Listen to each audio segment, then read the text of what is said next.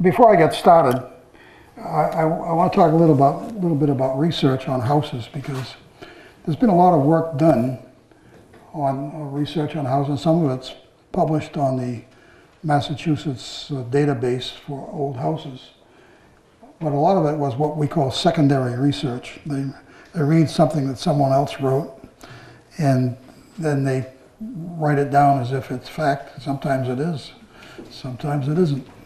So it's nice if we can actually do primary research, meaning going into the primary documents like the deeds and the wills and stuff like that. And that's not always possible, largely because of time. It's possible.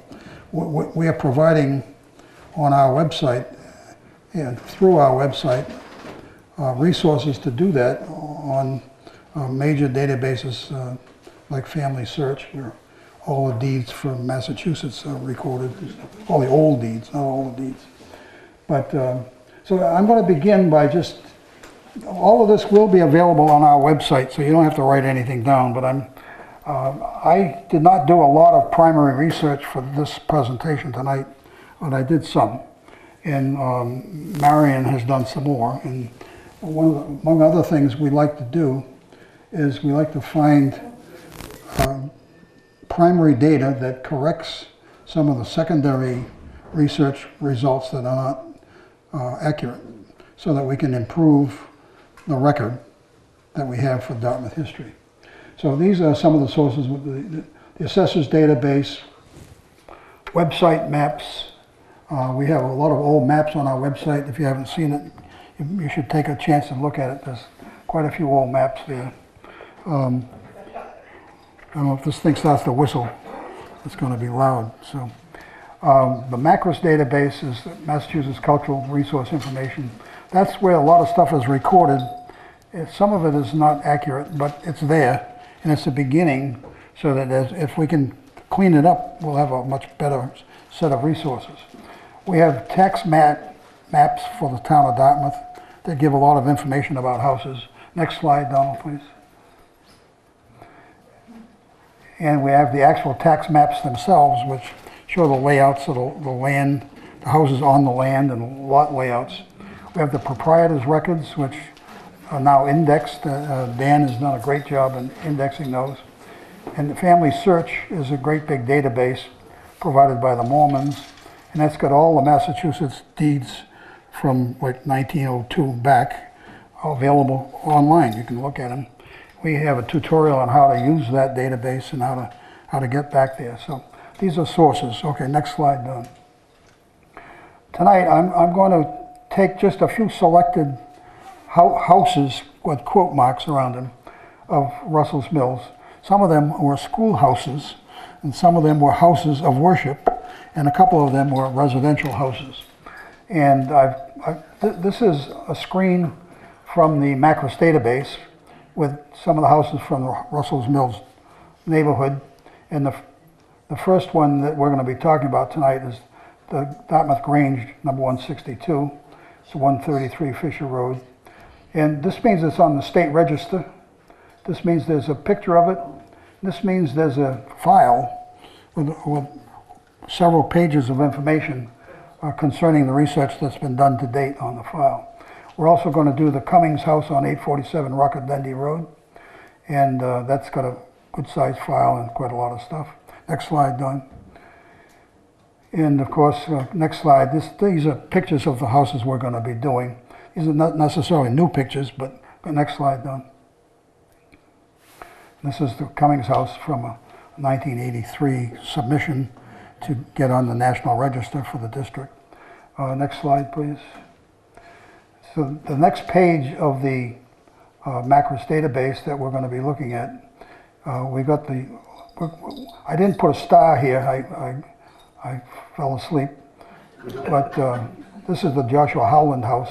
And this is one where we've got quite a few corrections on the MACRIS database that Marion has discovered in some primary research. And then we've got the Russell's Mills Schoolhouse, which we're sitting in. And of course, this was built in 1913. Next slide, Don. Excuse me. No. Yes. Russell's Mills Schoolhouse. This This is not, no, I'm wrong. Just seeing if you were awake, Mr. Powell. You're awake. Yeah, there are two school, go back one, go back. I skipped one, right. Right, I'm on the wrong page. The schoolhouse that's here is the schoolhouse up the road where Mr. Powell lives and his wife, Betsy. And next slide, please. This is a picture of the Howland House, and this is a picture of the schoolhouse. Next slide.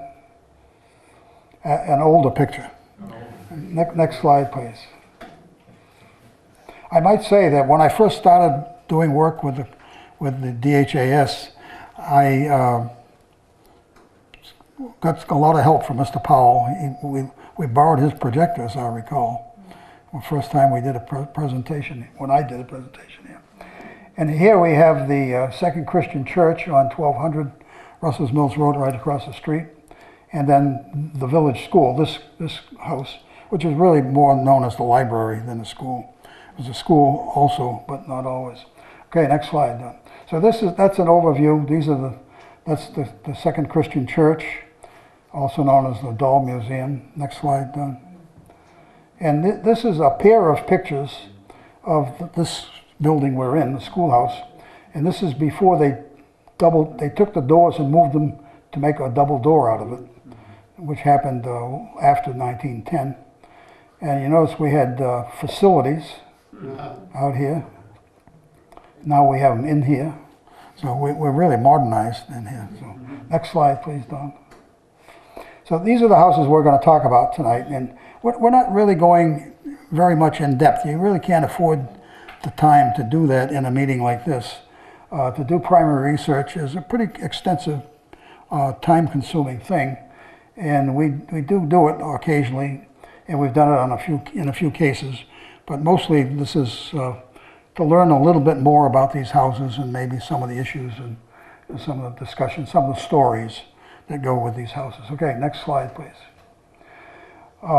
This is a map from 1856, and 4 of the 6 places were on this map. This is what the Joshua Howland House looked like in that map, and the Benjamin Cummings house is down here. The Grange is right there, and the church is right there. And that's on the map. This is a map from our database, which of course we adapted from a Walling map. Okay, next slide, please. And this is a modern map. They're all on here too. I'm not going to point them out. You can look at that on the database and check them out. Okay, next slide, please. Okay, now starting out, in each case, I'm going to give you a kind of a series of pieces of information, starting out with the address and who owns it. And this is a reference to that Macros database. DAR is a number given for a record in the database, so you can go and find more information about this house. And over history, the Grange was a public school for a while. It was used as a warehouse, and then it was purchased and used as the Grange, and it's been used as a Grange for quite a while.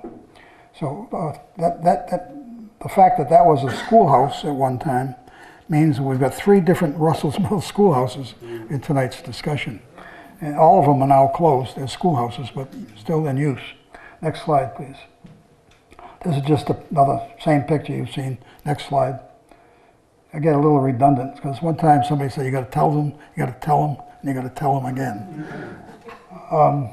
This is the summary page on the Macros database. Among other things, it tells us some of what you already know, but it also tells us it's in the Village Historic District for both the state and the nation.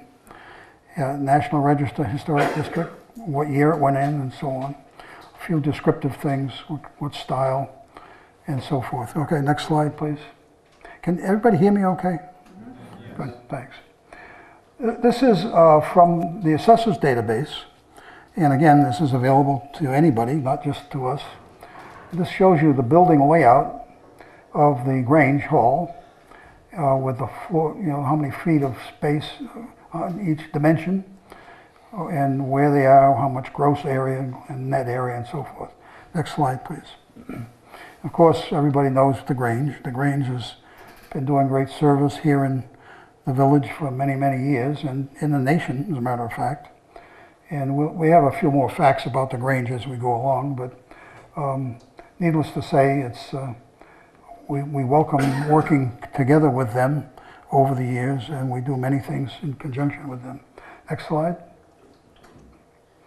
There are a few key dates regarding the Grange. The land was purchased from the church, the same church we're going to be talking about, in 1837. It was part of the cemetery, apparently, unused part. And also in 1867, not here in Russell's Mills, but in the United States, the Grange was organized in 1867. In 1871, a school was built on that land. On 1205, right here. And that's the beginning of the end of that school. That school went from after 1837, when they built it, to about 1871, when this one took its place. 1873, the old building for the old schoolhouse was sold to James and Nancy Slocum, and he used it as a rental meeting hall and a warehouse for a while. 1888, the Dartmouth Grange was established. In 1892, the building and grounds were purchased for $200 by Dartmouth Grange. Good deal. Very good deal, right? Next slide, please. This is the layout on the land. You notice that that's Fisher Road. So this is how it looks on the land. Next slide, please. That's from the tax database. That's another picture at a different time from the older picture. Next slide. And this is something, if you go to the Grange meetings, you'll see. It's inside the Grange. Whoop. You jumped one. Okay, next one. That hangs in the Grange Hall. The Grange was very, very active earlier years, of course. It's still pretty active here in the Northeast. Can you get that to move? Okay. Yep, there we go. Here's a recent meeting. This is a picture from Sam Manley. I think this is a meeting on fisherman stuff or something. This is part of our film and potluck series that occurs every winter. Okay. So this is Laura speaking from the Fishermen's Center in New Bedford. Right. And we've played a film about local fishermen. Yeah, good. Thank you. Next slide. Okay, that's all we have on the Grange. There's a lot more to learn on the Grange. They have a website. They have programs. You can join them. There's a lot going on at the Grange, and there always will be, I'm sure. The next building we're going to talk about, the next house, is the Cummings House on 847 Rockaway, and Sarah Benham Sponberg is the present owner of record, and it's DAR 49. And this was originally the home of Benjamin Cummings, who's connected with the Cummings family of Smith Mills, and the original Philip Cummings, who lived on Old Westport Road in the old Cummings house, built in 1802. Next slide, please. This is a 1983 picture, I believe, that was used in the application for the National Register for the district. Next slide, please. And this is the summary sheet, and again, you can see this is mentioned in the application for the district. It's federal style, built about 1810, so forth and so on. Next slide, Don. Can I ask a question? Sure, Yeah, sure. On this house, the front door area, was that added on that Pete Revival kind of thing? There's a long history of different additions to this How house. about that, the front door? I do not You know. don't know? Yeah. I might have a record of it in later parts of this presentation. I just don't remember them. But there are some notes in the application for the National Register that talk about different additions. Next slide, Don. We have other pictures of the house too. The next one, we've got that one. This is one thing I want you to notice on this lot layout. There are two structures here. The house is here. There's a collection here. This is called House 1, House 2, or Property 1, Property 2. Next slide. There's 6.87 acres in that lot. That's a good sized lot.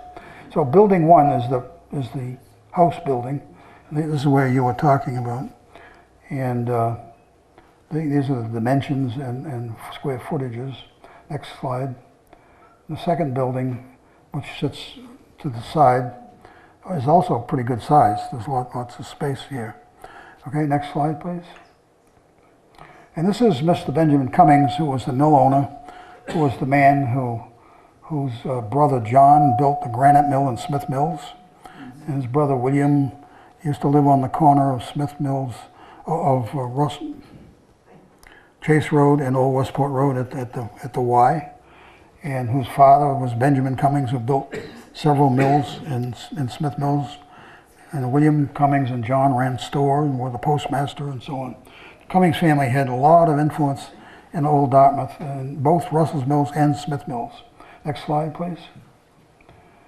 This is another picture of the property on the Cummings house. You can kind of get an idea of how spread out it is. This is Rocket Dundee Road. This is, by the way, this is from Google Maps. It's amazing what the stuff that's available on the internet. Next slide, please.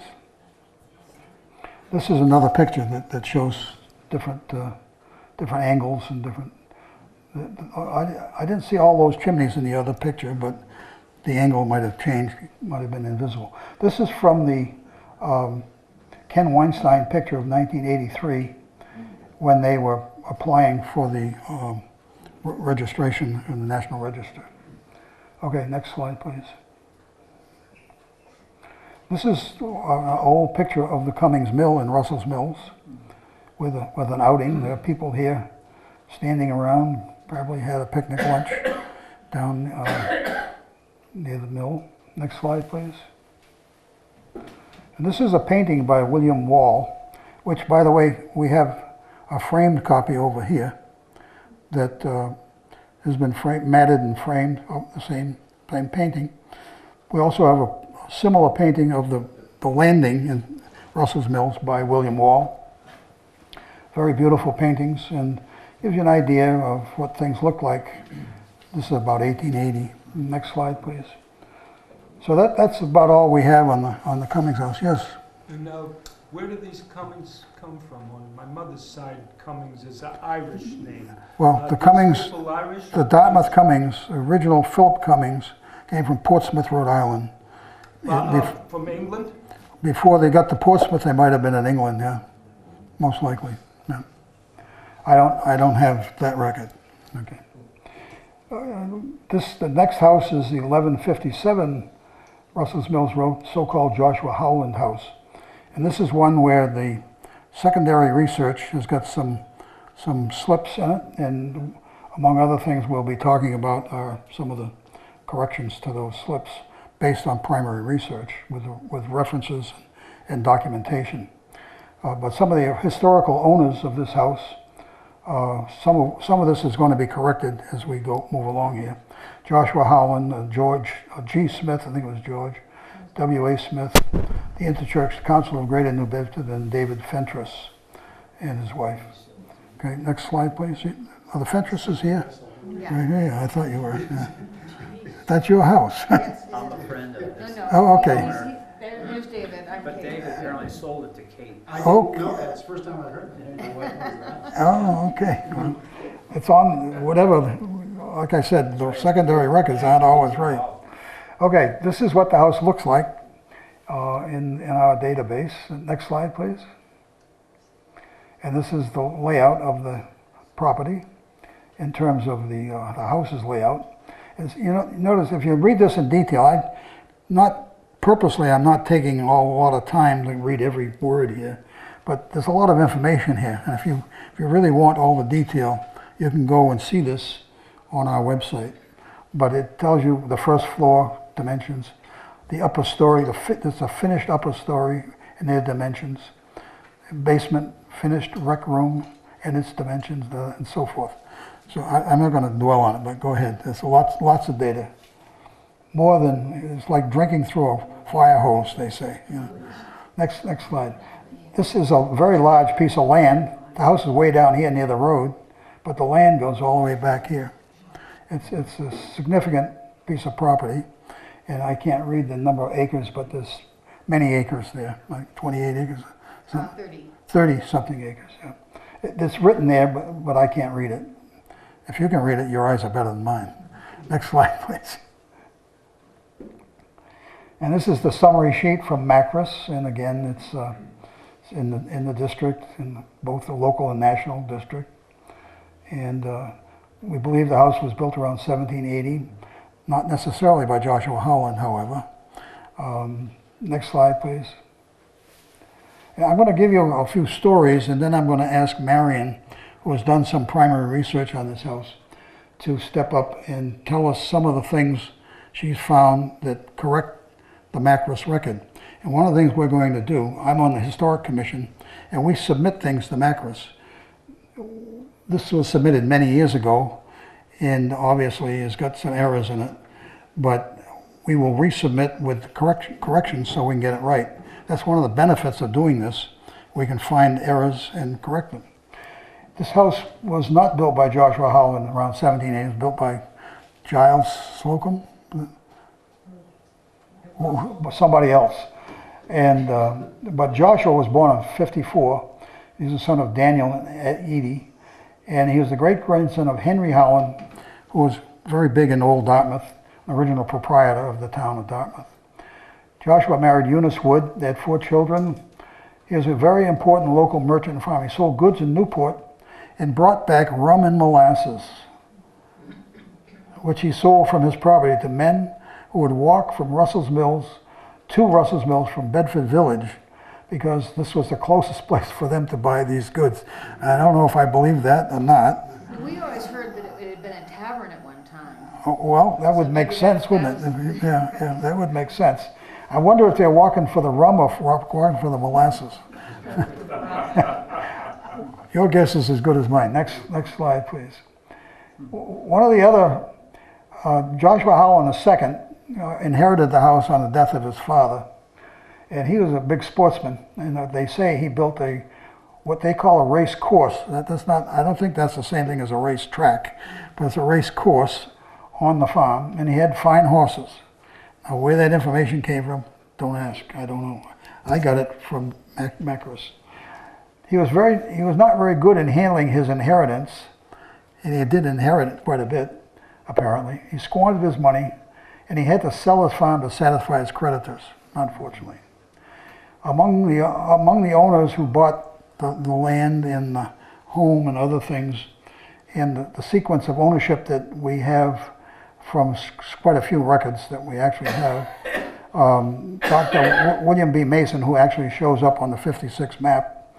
Then it went to Elijah Macomber in 33, in 37 to Abraham Russell, 54 to James Allen, Francis Mason, son of Dr. William, Captain Daniel Baker, in 57, changed hands a fair amount, 86 to Mrs. Abby Smith. It stayed in the Smith family for quite a while, and apparently her son William was a dude. He worked for Barnum and Bailey Circus, putting up tents and whatever. And he supposedly met Jesse James, which made him famous, worth noting in the record.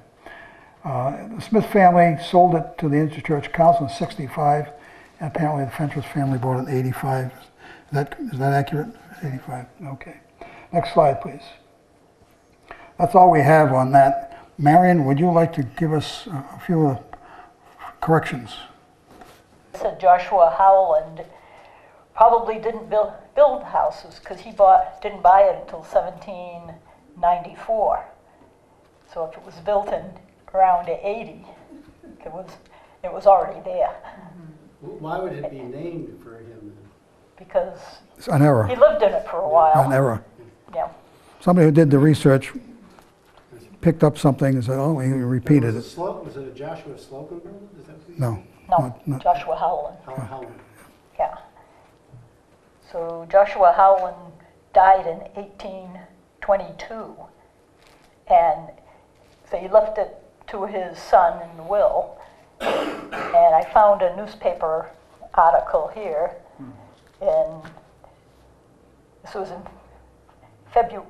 Yeah, it was first published in January 30th of 1823, and Joshua Howland, his son, was trying to sell it. It was auctioned off, and evidently that didn't happen because he was taken to court in April of 23. they divided his land up amongst about 5 different people. And two of them was, they used the house, they split the house, they went down the kitchen, and down a panel by the living room and out the front door. So it placed the house, the location of the house. And they also mentioned the barn too, that they divided it up. So this Dr. William B. Mason, he came from Connecticut and settled here. And he was one of the first members of the school committee when the school committee was formed. So he was very active in the community. And he lived in the house, and as he has down that he sold it in 1833. But I believe he just stayed living in the house because in the 1850 census, he's the owner of a 30-acre farm, which is that piece of property.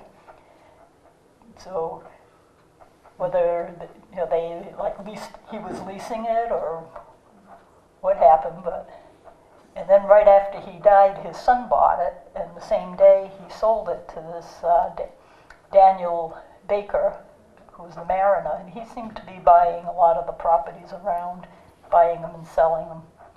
So I guess he gave a lot of money being a captain of the whaling ships and that.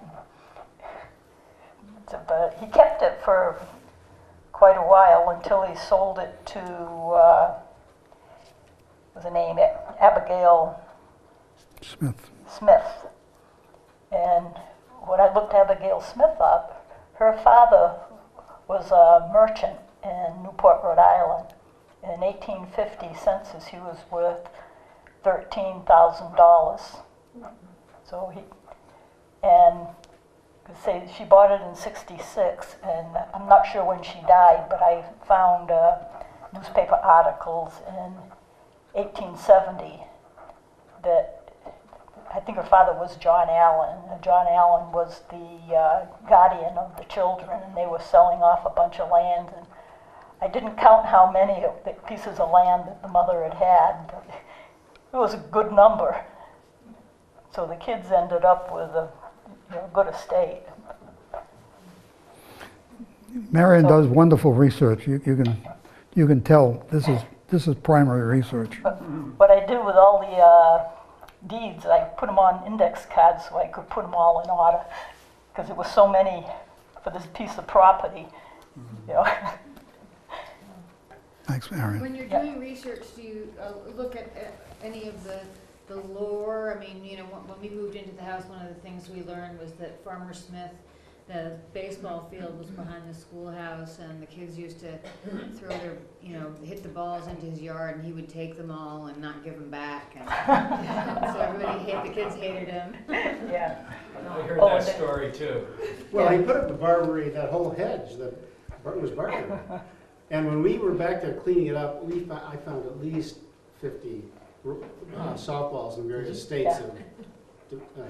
Now, to answer your question, when we hear those stories from someone that tells us where they heard it themselves, we try to record it, because stories are ephemeral. They disappear. And if somebody writes it down, we're preserving some history. So that's why you're here, to tell us that story, because now it's recorded. I'll just say one more story, which is a little off color, which was that one of Farmer Smith maybe had a daughter, and there were a lot of people who used to come in through the window to visit the daughter. Farmer's daughter. Oh, I've heard those stories. Hey, I don't see how you can maybe go in that way. Excuse me? Okay, Wait, in the back. We do more research I on don't the know water. also, but I think the softballs that they were finding in the brush back of Russell Middle School was from Dartmouth Girls Little League, used to as Oh, a really? field. So it's really not ancient history, it's Oh, you think so? current, in the 70s, the 80s. okay.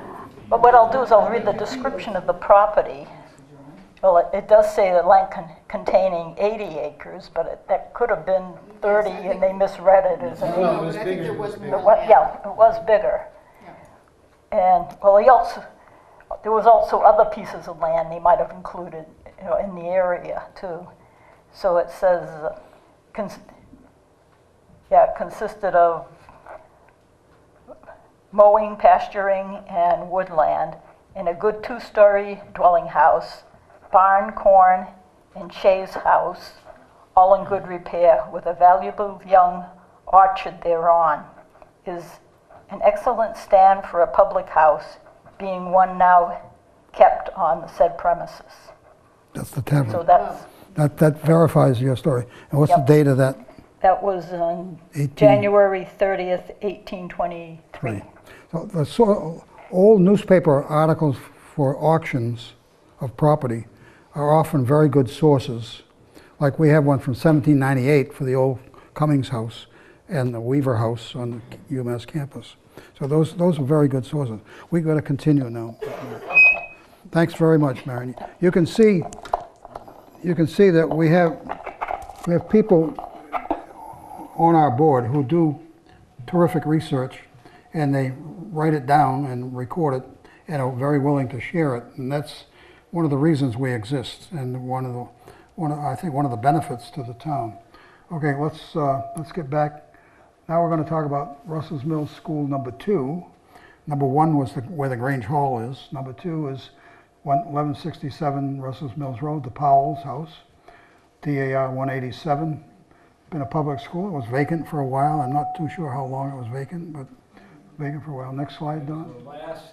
The last classes were held there in 1967. 67, right. Okay, well, I have a few things to share about memories. Because Did you go there? I did not go there, but friends of mine did. And we played, Gidley School used to play against Russell's Mills School in softball. And we used to hit them over the fence all the time. Probably over in your yard. Not really, but we did play softball back then. Okay, next slide, please. Don. The summary sheet, again, it's on the National Register. And it's a vacant school. Supposedly, Erford Poole, a lot of you are Dartmouthites from a long time. Erford Poole is an old Dartmouth name, and I believe he was the architect for one of the churches in Smith Mills and a couple of other schools in town also. Okay, next slide, please. This is the layout. There's a lot of square footage in that building, and not only, but there's 3 floors of finished space. 4 floors. 4 floors. Now, okay. At the time when this was recorded, some of it was unfinished. Was this an elementary school or grades 1 through 12? It was, Elementary. It started out as it was grade 1 through 12. 1 through 12. It's gone through, Yeah. went through a lot of different iterations. When I went there, it was, there were 4 classrooms, and there were 2 grades in each class. Yeah. 1st and 2nd, 3rd, Right. 4th, 5th and 6th, Right. 6th and 7th. Did they ever have outdoor plumbing there? Excuse me? Did they ever have outdoor plumbing? No. No, that was here. Yeah. Okay, next slide, please. I was there in 5th and 6th grades in the middle 50s. I'm sorry, I didn't hear. 5th and 6th grades, just 2 grades in the 1950s. Oh, okay, in the 50s. And when I went We had there, indoor it plumbing. was Oh, we've got a lot of alumni here. 3rd, 4th, 5th, and 6th grades Okay, in those 4 rooms. okay. When I started I was starting 1st grade. Yeah. And when I entered 3rd grade is when they switched everything around. Okay. So we put 2nd grade in one room. Oh, And then we went to the rest of the Okay. floor. oh, yes. That's because 1st and 2nd grades got changed down to the Smith Mac Okay. schoolhouse. Okay, then they closed Smith Neck School and everybody came back. Yeah, I heard that. Next slide, please. This is the layout on the land. And I'm not sure if that lot line has changed over the years, but that's what it is now anyway. And it's 1.97 acres. The green is the address. Some of the other numbers have to do with dimensions and so forth. Okay, next slide. This is a picture from the other side, and I'm not sure how recent that picture is, but kind Pretty recent. of recent picture. It brings back memories. Next slide, please. And this really brings back memories. These are classmates of mine from high school, one of whom is sitting here in the back row, Marsha Cornell Glynn on the far right. She tells me there were some other graduates that year, but they didn't graduate from high school as far as we remember. There were 8 in our class, 4 boys and 4 girls. Okay. 8th grade, we graduated. Danny Potter is up on the far left, Joanne Peckham, Marsha Cornell, Peter Duvall of the Duvall family from the store, and Margaret Lemus of the Lemus Farm down on Horseneck Road. Danny's dead, just died this year. I believe it was just this year.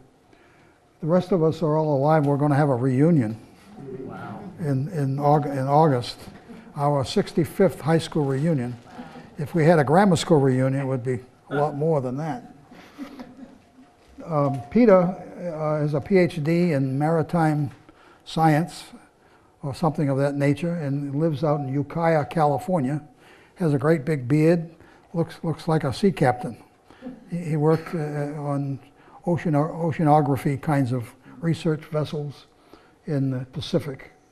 Peggy is a mother of a large family, lives down in Carver. Joanne just got back from Florida 2 days ago, or 1 day ago. And Marshall lives here in Dartmouth.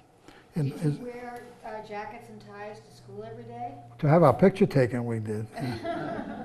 But not normally. Yeah, Okay. yeah. This is, I graduated from the Gidley School at the same time they graduated from the, and we had a big competition going, but we were a bigger school, so we beat them all the time. Okay, next slide. 1200 Russell's Mills Road, the Second Christian Church. The present owner is Jane Tuckerman, trustee. I imagine it's owned by a trust if she's the trustee. And DAR reference 82. It has an interesting series of uses over the years.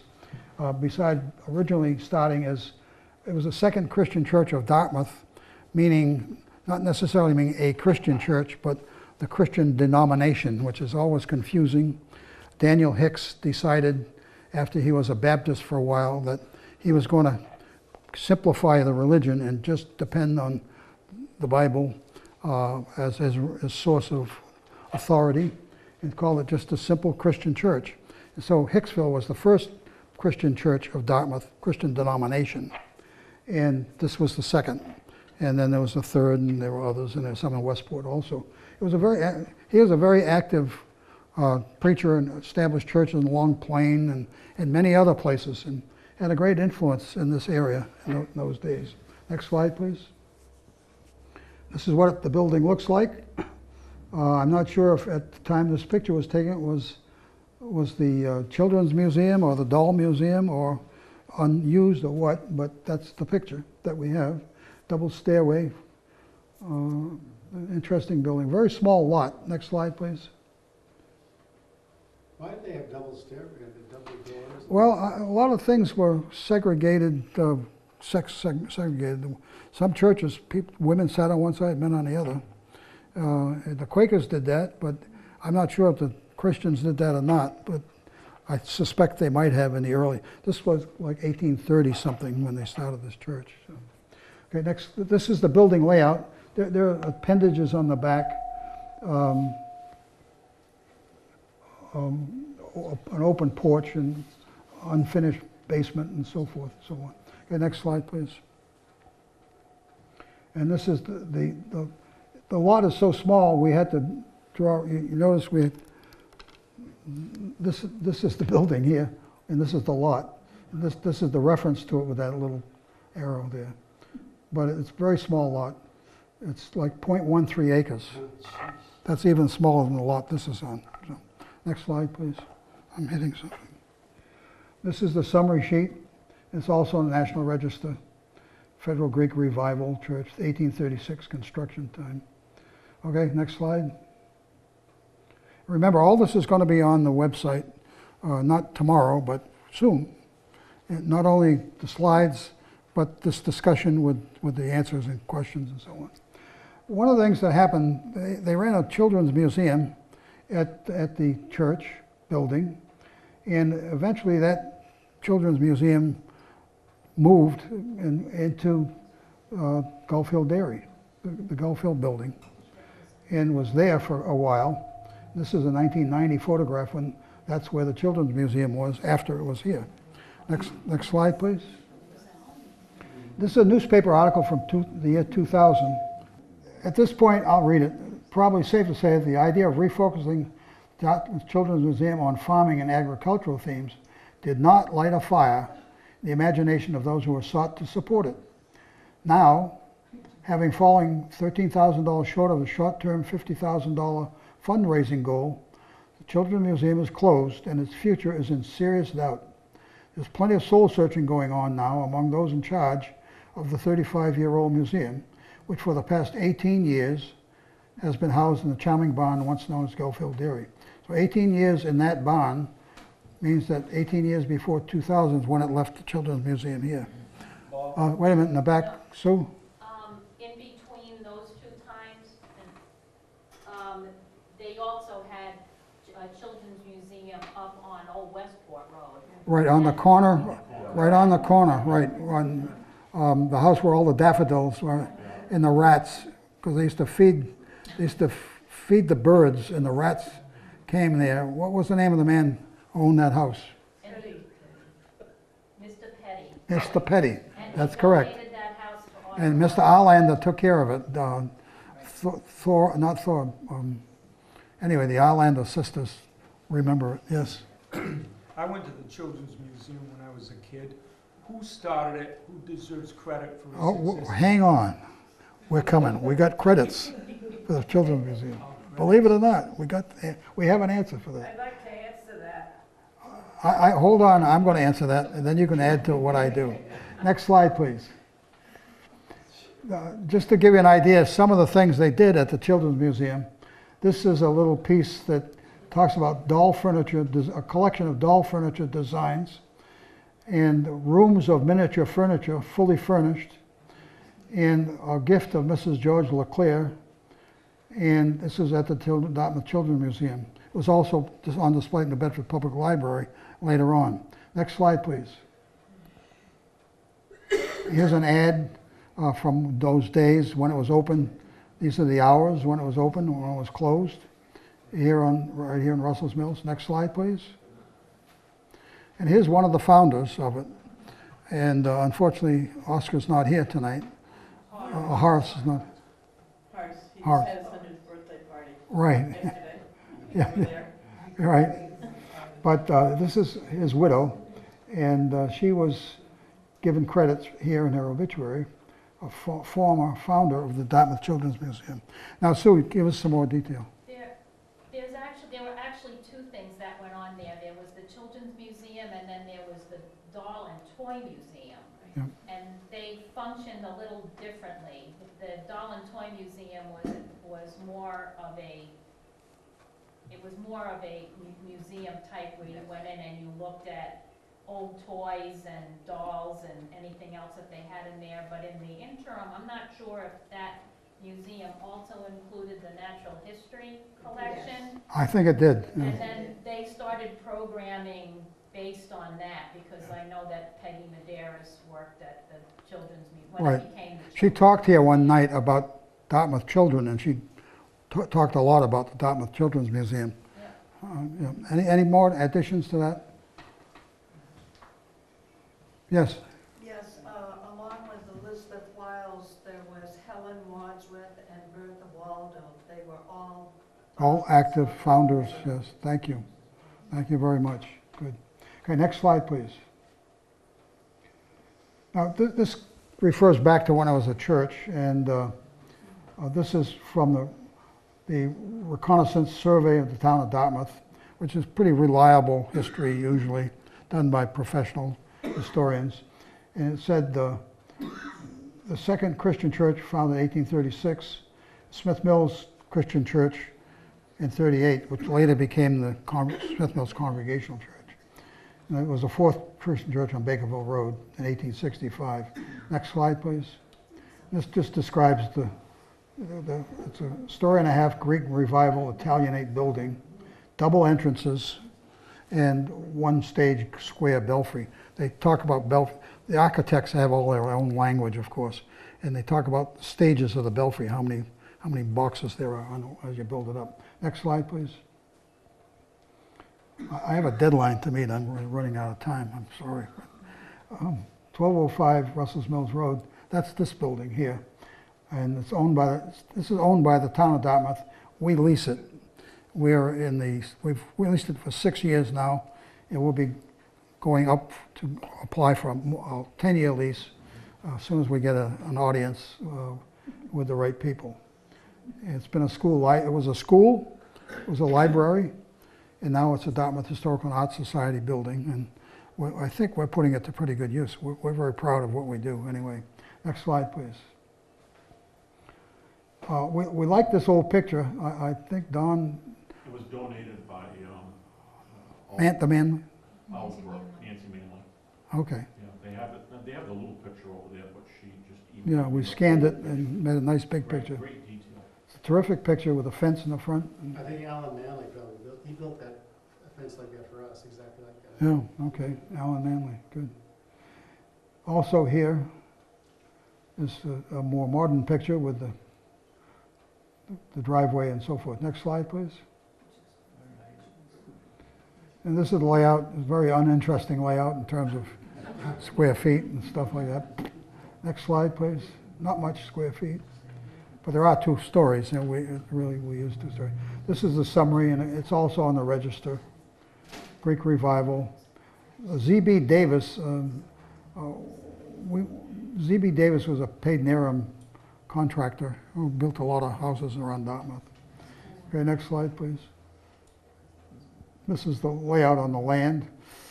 Sits back on the lot. This is Russell's Mills Road right here. You can see the brook. But we have more land than the church. 0.36 acres. It's not much land. Next slide, please. Point out the brook passing right to north here. The brook. See the brook right there? Oh yeah, the brook. There's the brook. When Q.K. Macamore was in here dowsing, what he discovered was that some of that brook was underneath this building. So some water course was under the building. He got action on the dowsing stick. Here's a few important dates, and they're not necessarily the only dates, but I picked quite a few of these up from Ellie Haskell's History of the Dartmouth Library System. Eleanor Haskell, you know, is a former librarian from this building. 1871, this land was purchased from George Kirby. A schoolhouse was built. It was an elementary school for a year. Later, it became the site of the rotating Dartmouth High School.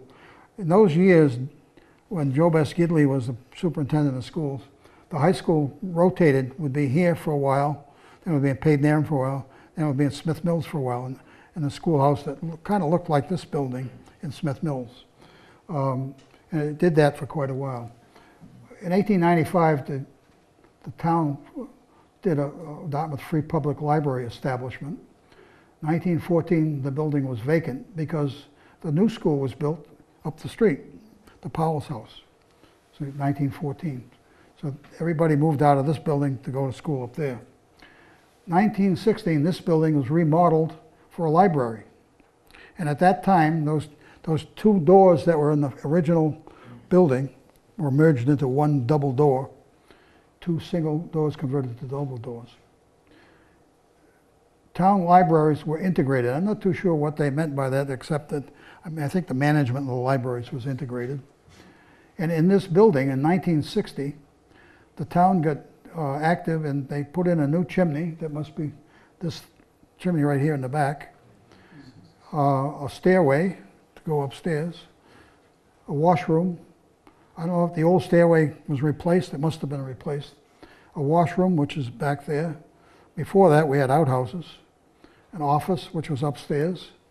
Floor tiles, which I guess got covered by the rug later on. And shelving for the library.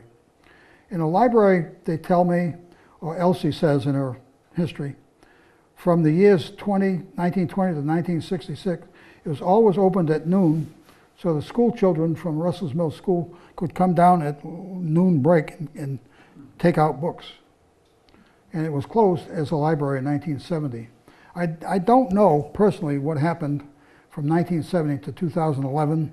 Somebody might be able to tell me who's here. Well, it was still, when we moved here in 1985, and it was still functioning as a library in a limited fashion. It was only Okay, all right, well, that explains it.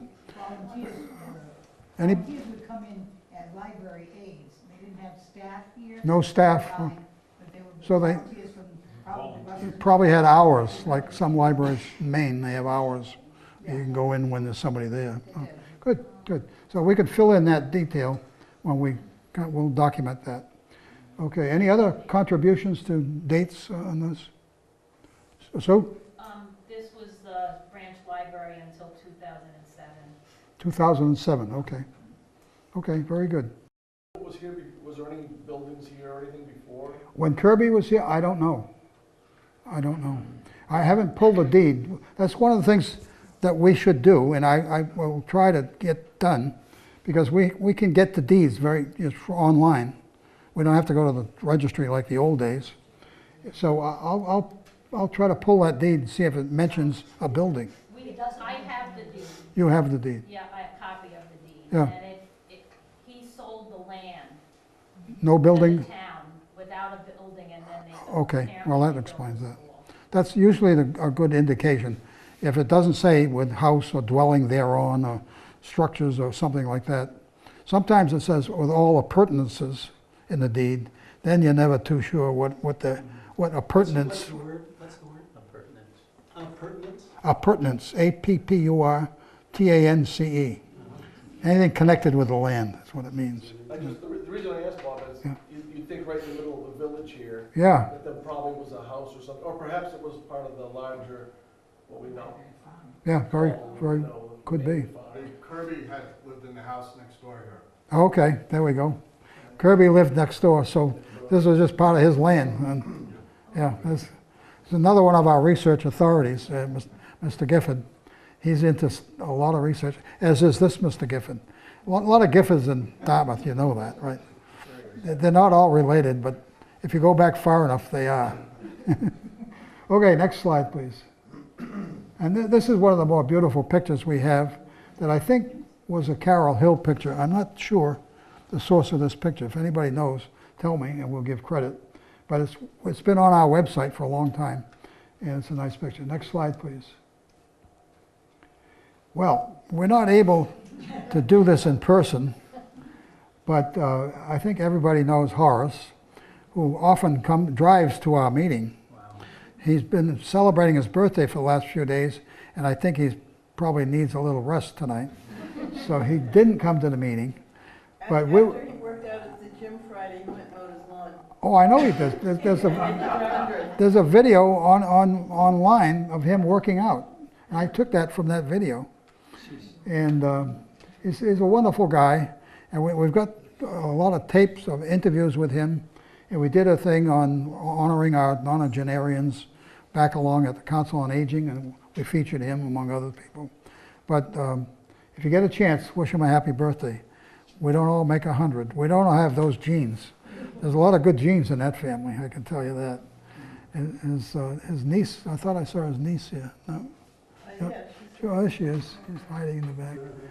We'll give him our best wishes for his happy birthday. Okay, next slide, please.